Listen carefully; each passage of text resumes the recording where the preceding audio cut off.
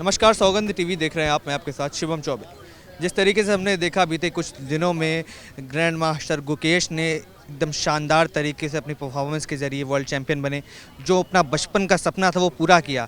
इसके बाद इंटरनेट पर एक चीज़ बहुत ज़्यादा वायरल चल रही है, जो कि निर्मला सीतारमण, जो कि हमारे देश की वित्त मंत्री हैं, उनको लेकर कहीं ना कहीं गुकेश को 11.45 करोड़ की धनराशि एज अ इनाम मिली वो टूर्नामेंट जीतने के लिए, वर्ल्ड चैंपियन बनने के लिए।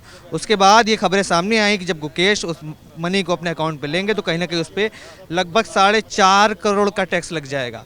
अब इसको लेकर सोशल मीडिया पे मीम्स वायरल होने लगे, निर्मला सीतारमण को लोग ट्रोल करने लगे और लोग कहने लगे कि जितनी कमाई नहीं उतना ही टैक्स लेने सबसे पहले सीतारमण जी आ जाती हैं। अब इस पर जनता की राय लेंगे। सर, जिस तरीके से इस समय टैक्सेशन सिस्टम चल रहा है भारत का, कहीं ना कहीं लोग उससे नाखुश चल ही रहे थे। मिडिल क्लास कह रहा था हमें कुछ नहीं मिलता, टैक्स पेयर कह रहा था हमें कुछ नहीं मिलता। अब कहीं ना कहीं सोशल मीडिया पर एक और मुद्दा आ गया है जो कि गुकेश का है।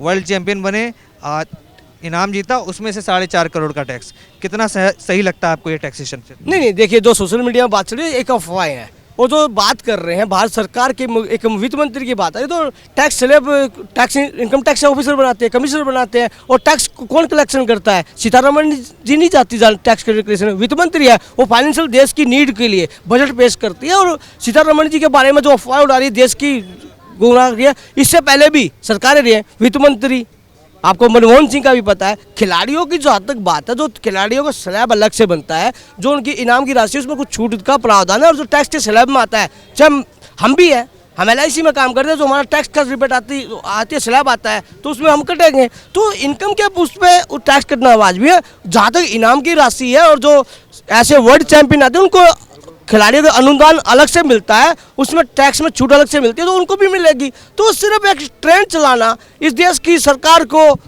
जनता को गुमराह करना कि मिडिल क्लास फंसा हुआ है, अब देखिए खिलाड़ी के साथ कितना टैक्स लगेगा, वो करेगा, सिर्फ अफवाह उड़ाना, इस देश में अराजकता फैलाना कुछ लोगों का ध्येय बन चुका है। पर लोग ये भी कहते हैं ना कि जितना मिडिल क्लास कमाता है फिर सोचता है बचाने की, पर बचाने का जो पैसा होता है कहीं ना कहीं वो टैक्स के रूप में चला जाता है। तो कहीं ना कहीं लोगों का ये कहना है कि भारत जैसे देश में जहां आमदनी उतनी ज़्यादा नहीं है, पर कैपिटा इनकम उतनी ज़्यादा नहीं है, तो टैक्स कम होने चाहिए, जिसको लेकर सीतारमण जी ने भी काफ़ी बार बात की है। पर कहीं ना कहीं लोग उनके टैक्सेशन सिस्टम में खुश नहीं नज़र आ रहे हैं। क्या लगता है भारत में मिडिल क्लास अगर सोचे कि हमें एक बचत की दौड़ में आगे बढ़ना, तो क्या बचत करने लायक इस देश में टैक्सेशन सिस्टम है?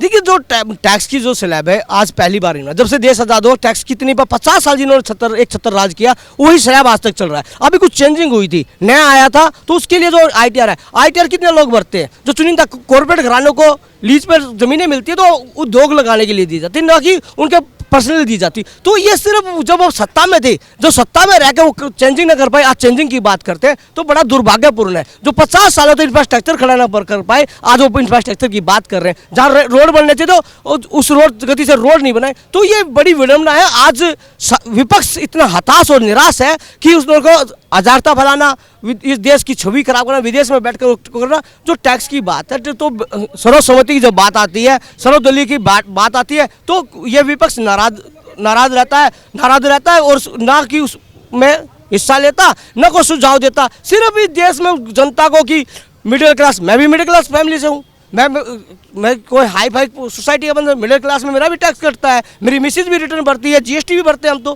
तो GST से क्या है, आपका कटेगा। आप व्यापार कर रहे हो, 20 लाख का टैक्स ऊपर से टैक्स कटेगा। और जब आमदनी हो जाएगी तो टैक्स कटेगा ना। अरे आमदनी नहीं है तो एक बता दीजिए, एक रेहड़ी वाले के ऊपर किसी ने छापा मारा हो, इनका जो पुरानी सरकारों का था, खुद छापा मरवाना, फिर उनको पुचकार कर उनसे वसूली करना, वसूली गैंग चलाना, उन लोगों का विपक्ष का काम था। आज जो सरकार जो काम कर रही है, जो एक कानून के दायरे में जो काम कर रहे हैं, आज कितने देखिए इनकम टैक्स भरने वालों की तादाद बढ़ी है, घटी नहीं है। और इतने नाखुश होते तो कोई भी मिडिल क्लास या जो व्यापारी वर्ग है तो ITR नहीं फाइल करता। ITR फाइल करने से हमारे देश के इंफ्रास्ट्रक्चर कटा होगा, हमारे बच्चा सुने। हाँ, कुछ जो इनकम टैक्स पे ही है उनको कुछ बेनिफिट्स मिलने चाहिए। वे सरकार से मैं गुजारिश करूंगा, उनके ऊपर ध्यान देना चाहिए। उनको भी ना लगे कि हमारे पैसों का दुरुपयोग हो रहा है, कि हम पैसा भरें और गरीब जो कहते हैं, जो गरीब अपने आप को कहते हैं, झुग्गी झोपड़ी वालों को फ्री का हो देना, तो उनके टैक्स पेयर के पैसे वालों को भी कुछ ना कुछ सुविधा देनी चाहिए। और मैं इसका समर्थन भी करता हूँ और सरकार से हाथ जोड़ के विनती भी करता हूँ कि जो टैक्स पेयर है जो है, तो उनके लिए भी कुछ अच्छा करने की सोचनी चाहिए।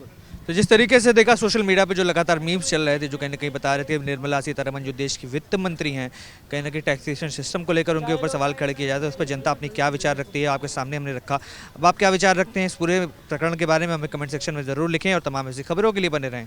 देखते रहें सौगंध टीवी। धन्यवाद।